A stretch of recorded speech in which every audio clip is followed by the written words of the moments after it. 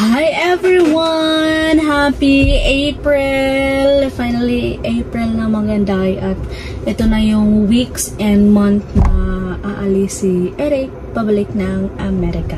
But anyway, andito pa naman si Eric Maganday, so we will going to celebrate the time that we were together. And for now, kakarating ko lang dito mga Inday, galing kami ni Eric sa SMC side kasi I treat him for billiards, pool.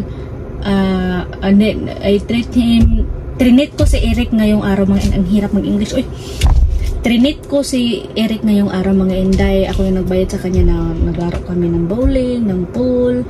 Ako yung nag-treat sa kanya sa restaurants mga Inday. Pero at the same time, plano ko mga Inday na ako talaga gastos ngayong araw. Pero nakita mo niya na nasira yung shoes ko while nag-hiking kami mga noong isang araw mga Inday ba, kasi nag-hiking kami. Yung mga kasamahan ko is from the Cross Point Church at may kasamahan kami mga Inday na 70 years old na nag-hiking kami for 6 hours hiking mga Inday.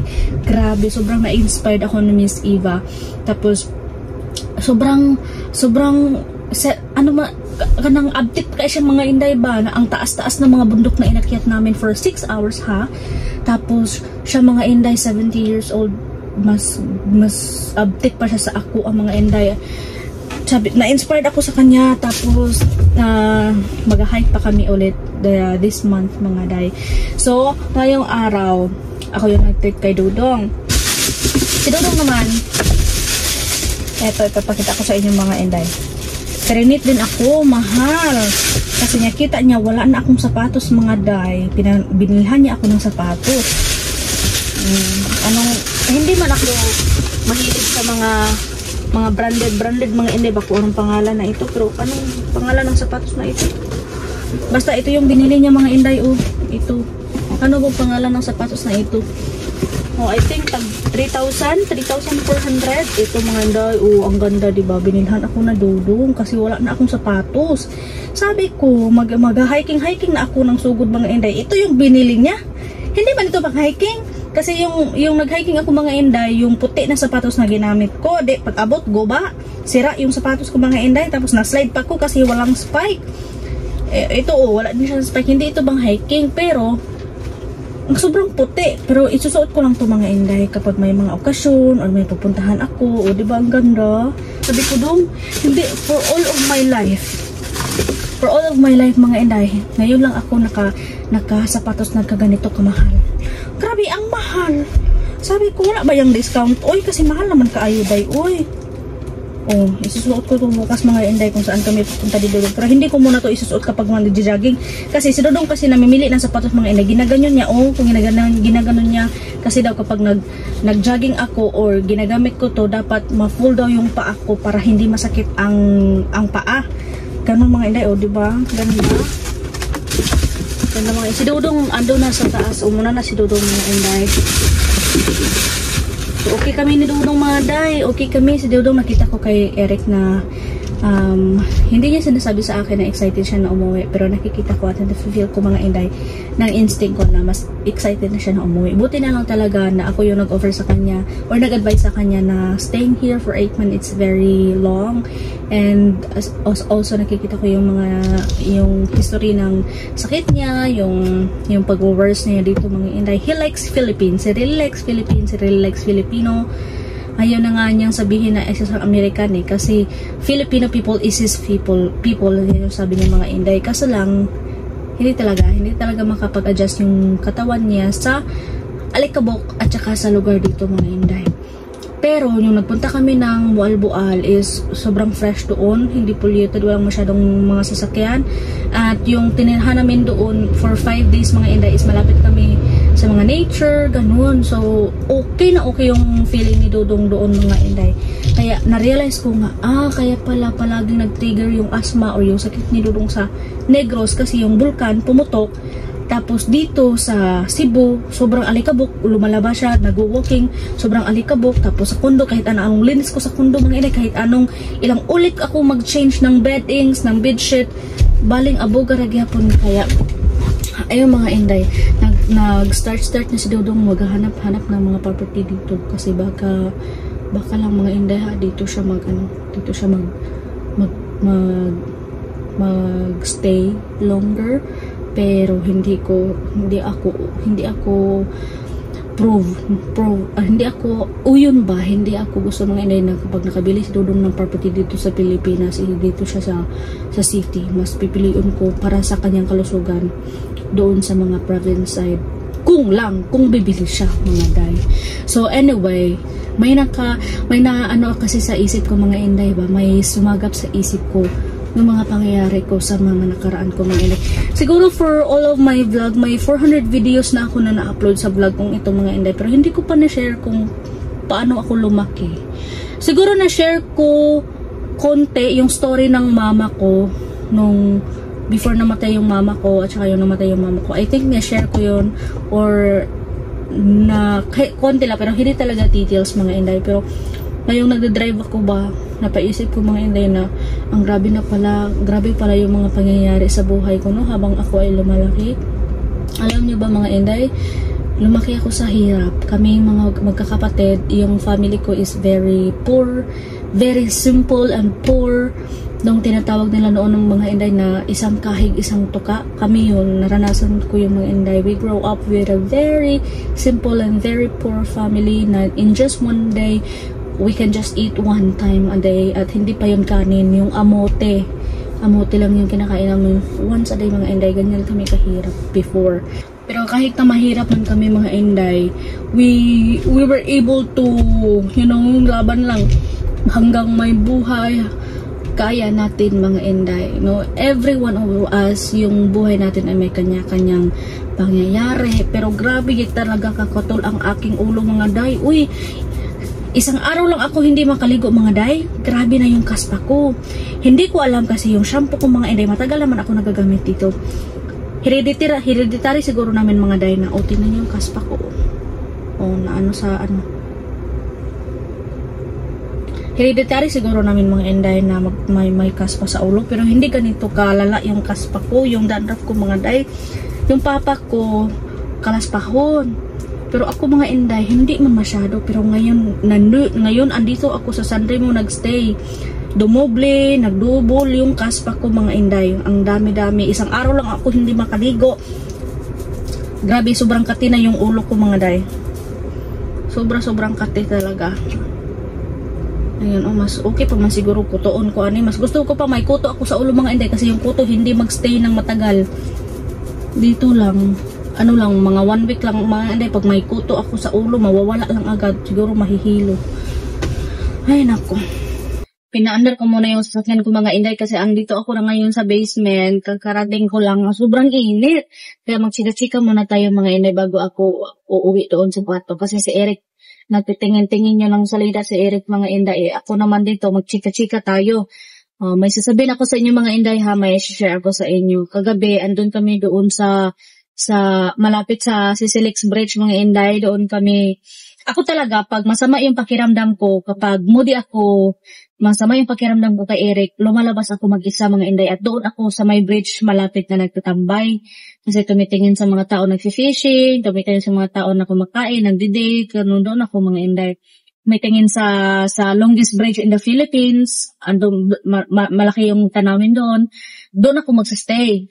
Si Eric, one time, sabi niya, saan ka ba nagsistay dito kapag ikaw lang isa? Sabi ko doon. Pumunta siya kagabi mga inday. So, maya na namang lingkod-lingkod daplig dagat mga day. Nakaupo kami malapit sa baybayin. Usap-usap kami mga day. Tapos may nagtinda ng mga barbecue doon. Basta bumili ako ng manok kasi paborito man yan ng manok. Nag-order ako ng manok. Kumain kami mga day. After namin, hindi pa nga kami nakatapos pagkain mga inday, bumusok ang ulan mga inday, kaya yung tao na yan, ayaw yan na mabasa. Pero arte yan mga inday, ayaw niya na mabasa siya. Sabi ko, sige, dagan. Kinuha yung pagkain namin mga inday, tumakbo kami, nangita kami, mapasilungan.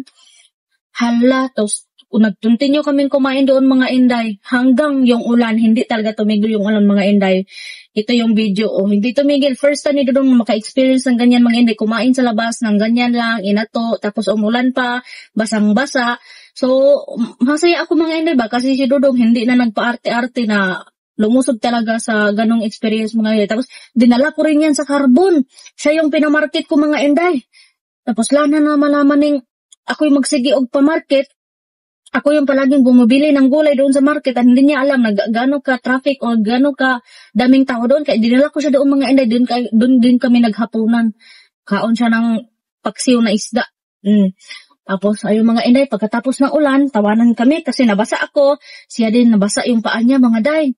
Wala, nangato ko. Kailangan na siguro kung maligo kay abo kay ganina. But anyway, tanan mga inday, pagkatapos ng ulan, bumalik kami doon sa malapit sa baybayin mga day. Nag-usap kami ni Dodong. Sabi ko, anong iniisip mo? Kasi parang ang lalim ng iniisip niya mga inday ba? Sabi niya, marami daw siyang iniisip ko. Sabi ko nga, i-share mo sa akin kahit isa lang. Hala mga inday, kay ang una yung sinare sa akin, yun naman pong expenses. Yun naman pong nagasto dito. Niya, sinabi ko na yan sa kanya mga inday na kapag gumastos ka, wag mo nang isumbat. Pag gumastos ka galing sa puso mo, wag mo nang isumbat kung magkano. Siguro sa susunod na pagbalik mo dito, kailangan mag-budget ka na talaga. Mag-budget na tayo ng allotted budget na ito for entertainment, ito lang magagasto natin, yung bayad sa mga bills natin, dapat ito lang hindi nalalagpas. Kasi hindi ko gusto mga inday na at the end ba na laki-laki na ng gastos ko. Ganun. Pero, in-explain ko yun sa kanya mga inday kasi sabi ko sa kanya kagabi na feeling ko kasi kapag nagsabi ka sa akin ng malaki na yung nagastos mo is feeling ko ako yung sobrang maraming gastos. Ako yung ginagastusan mo kaya ang laki ng nagastos. And negative para sa akin ba kasi pinipilit ko sarili ko na hindi na nga tayo na malingki ng grocery sa SMC side. Ako na nga yun ang grocery pang pagkain natin sa labas para makatipid. Kung ganun mga inday ba? Niya kay parang na siya mga day, parang nag-iba ulit yung mood niya. Ako naman, iba yung mood ko pero pinipigilan ko lang kasi ilang araw na lang magkasama kami dito mga inday nung babalik siya sa US. Pinigilan ko lang talaga yung emotion ko kagabi mga day, pero siya din, tahimik din siya. Tapos kanina nag-usap kami, sabi niya na pag magsabi ako na malaki na yung gastos ko, hindi ibig sabihin na sinumbat ko. Nagsabi lang ako dahil yan talaga yung nangyari. Sabi niya, sige dong, magsabi ka dong, wala mong problema. Pero, ilagay mo sa paraan na hindi naman ako maapektuhan. Alam ko kung anong point mo sa sinasabi mo ngayon. Pero, marami talagang pagkataon na iba ang emotion na nare-receive ko sa mga sinasabi mo. Kaya minsan mga enday, na feel ko ni Eric na may gusto siyang sabihin sa akin tapos hindi na lang niya sasabihin kasi baka iniisip niya na anong maging feeling ko. Na-sense ko yun kaya sinabi ko din sa kanya ng mga inday na hindi ibig sabihin na ayaw kong makinig sa mga expenses, maglilihim ka na sa akin. Let's talk about expenses for normally na hindi sa paraan na masasaktan ako kasi ako I am just expressing my thought and I just expressing to you para malaman mo na I am affected sa mga sinabi mo kahit na baliwala lang sa'yo. I'm a Filipina. Hindi ako katulad ng foreigner na direct to the point na parang walang emosyon, parang walang espiritu na hindi masaktan. So, sinabi ko yan sa kanya mga inday. So, ayun, nag-usap kami kanina while nilibre ko siya ng lunch namin mga inday. Tapos nag-order pa kami ng isang whole chicken the cost of 1,050 mga inday. Tapos yung pag-serve half chicken lang, hindi nga umabot ng half kaya hindi namin kinain, binalik namin ni Dulong mga inday kasi ang mahal ng binayad namin. Tapos sabi whole, tapos half, hindi nga nagka-half, binalik na lang kaya cancel namin mga inday. But anyway, nag-enjoy kami ni Dudong ngayong araw. So, sabi ko kay Dudong, ilang buwan ka ba bago ka babalik dito sa Pilipinas? Sabi niya by November or December daw. Pero hindi pa yan sure mga inday. Alam nyo, may sasabihin o may i-reveal lang talaga ako sa inyo soon mga inday na kinikin ko talaga na hindi ko pa talaga pwedeng sabihin sa inyo kasi I don't know kung totoo ba to or hindi. Pero kung kaya ko na mga inday, sasabihin ko sa inyo kung kaya na or saktong panahon na pwede kong i-share sa inyo yung kinikim ko ngayon mga day. Sabi ko kay Eric, kasi palagi siya ding palagi din kami nag-uusap ba tungkol sa sa pagpunta ng Amerika, papuntahin daw niya ako ng Amerika. Sabi ko, okay, for example, alam ko na matagal pa yun kasi hindi pa kami nagsisimula na ng papeles. Sabi ko ba, nag-advance na yung utak ko mga Inday, kapag punta ako ng Amerika, same pa kaya yung treatment niya, hindi kaya siya mag-iiba? Sinabi ko siya kagabi mga Inday na, first time kasi na nangyari sa akin na parang kinaka-trauma ko mga Inday ba, na alam ko na nag-change na siya. Yung unang pagsasama namin, nilagnat ako. Grabe yung lagnat ko. Ang taas ng lagnat ko, mga Inday. I think 40 ata yung lagnat ko noon.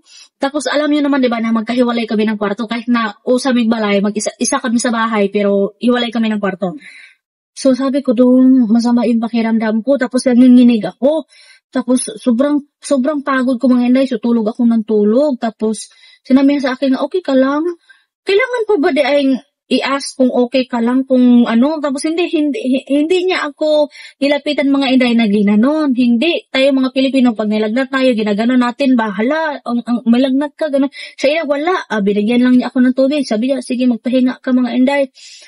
Niya, kaya alam niya, pag nilagnat tayo, hindi man, parang wala tayo sa mood ba na bumangon, kumain, gano'n mga Inday. Nag-aantay lang talaga ako na i-check niya ako sa kwarto. Sine-check niya ako sa kwarto, pero sinasabi niya, okay ka lang? Sabi ko, pero grabe na yung masama na yung pakiramdam ko mga Inday ba? Hanggang nag-alas 2 ng hapon mga Inday, hindi ako nagluto. Wala din siyang kain. Ako din, wala din akong kain mga Inday kasi sobrang sama ng pakiramdam ko. Hindi na ako lumabas ng kwarto. Siya, pangalawang beses lang siya nag-check sa akin sa kwarto. Sinasabi, okay ka lang, okay ka lang. Alam niyo ba kung anong ginawa ko mga Inday? Naghilak ako sa kwarto, umiyak ako sa kwarto. Sabi ko, pag ako ang magkasakit, pag siya ang magkasakit, alagang-alaga ko. Pero kapag ako ang magkasakit, madali lang ako mamatay siguro. Kasi ako talaga mga Inday, yung buhay pa yung mama ko. Kapag masakitan yung ulo namin, masakit yung likod, or anong masakit, alagang-alaga talaga kami ni mama mga Inday. Hilot agad, painom agad, ganun talaga agad mga Inday. Kahit na nung wala si mama, kung may nagkakasakit sa aming pamilya, hands-on talaga kami sa isa't isa na anong gagawin, ganun. Pag dito mga Inday, sabi ko, mamatay man ako sa'yo, ani. Oy, mula man siya, walay pakialam niya. Hindi ko pa alam noon mga Inday na ganun talaga ang mga foreigner. Ewan ko kung lahat ba. Sa'yo ba, kung sino may mga foreigner dyan, kung naglagnat man, magkasakit ba kayo, ganyan ba? Pareho ba ng mga Pinoy na mag-alaga sila? Ewan ko mga Inday. So, ang ginawa ko, nag-order kong food panda mga Day. Nag-order ako ng mga inasal. Nag-order ako ng sabaw. Sabi ko, dito na lang ako sa kwarto or dito ako sa basement kumain kapag andito lang yung order. Sus, kapoy man jud kay mga Day. Ang ng katawan ko ba, sobrang pagod. So, pagdating ng order ko, bumalik ako doon sa kwarto ko. Nilak ko yung portahan mga Inday. Kakain ako doon kahit na wala ako sa mood na kumain mga Inday ba, kasi pag masama yung pakiramdam ko, wala ako sa mood na kumain, pero yung sabaw lang talaga yung hinigop ko kasi mainit ba. Tapos habang kumakain ako mga Inday, umiyak ako.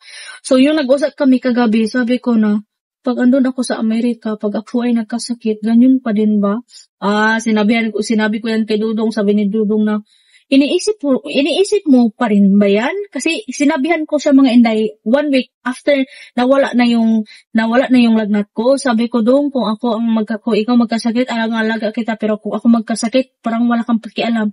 Sabi niya, anong ibig mo sabihin? Dapat doon, pag magkasakit ako, bigyan mo naman ako ng pagkain, or sabaw, or soup.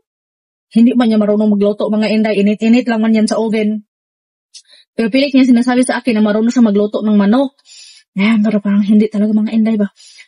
Hala, sabi niyan, bakit ano bang gusto mo? Sabihin mo sa akin kasi hindi ko hawak ang isip mo. Sabi ko, kahit na hindi mo hawak ang isip ko, pero ano ba, kanang sense of humor ba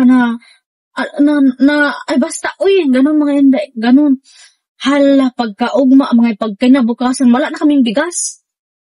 Akala ko, nag-booking lang siya. Pag uwi niya mga Inday, may 5 kilo ng bigas na bit-bit yan, pabalik sa kondo. Saya ko mga Inday kasi may bigas. May bigas siya. Sabi ko, saan ka nakabili dyan? Sabi niya, doon sa kabilang building.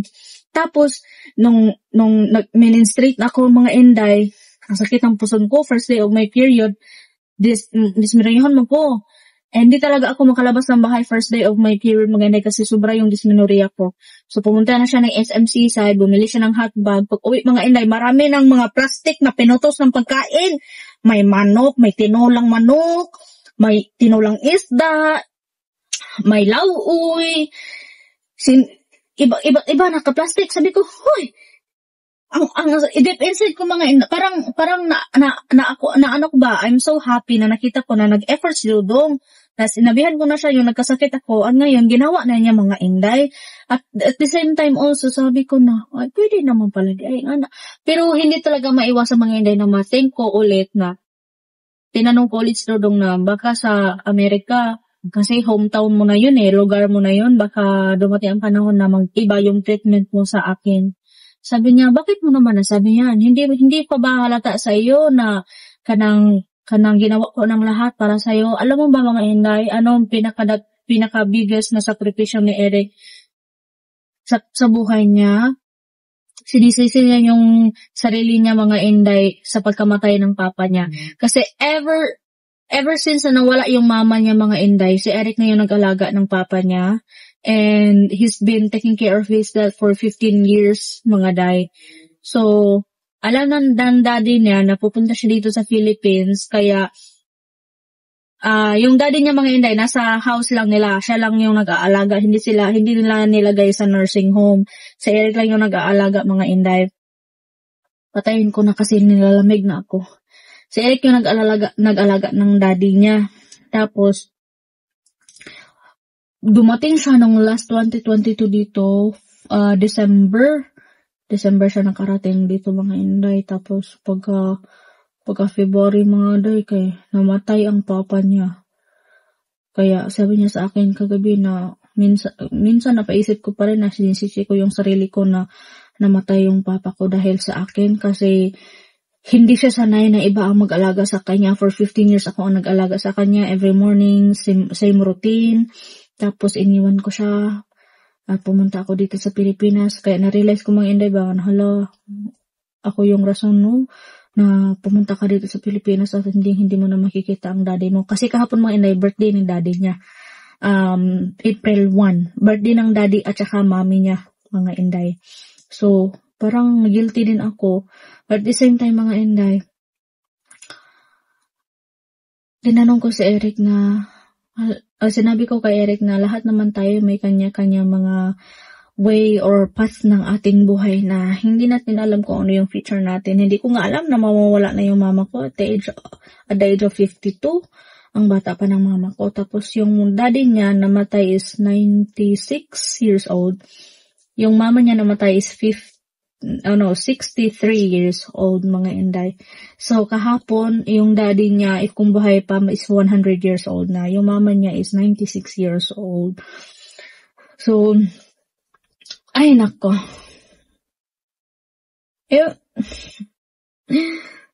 Ganun lang mga inday, chika-chika lang tayo. Pero sa susunod na video ko mga inday, sa susunod na video ko mga yan, isi-share ko siguro yung buhay ko kung nung pinuntahan ako ng pulis sa aming bahay mga inday at tinala ako sa police station. Yun yung nangyari sa akin ng hindi ko makakalimutan na buong pamilya ko mga inday napahiya. Yun yung isi-share ko sa inyo sa susunod kong video. But for now mga inday, I need to go kasi nag-chat na sa akin si Eric. Na-miss na daw niya ako. Charot! So mga inday, aalis na muna ako. Babalik na muna ako doon sa taas kasi si Dudong naghanap na sa akin. So see you in my next video mga inday. Isi-share ko sa inyo kung ano yung pangyayari na ngayon. Thank you so much and bye-bye. God bless.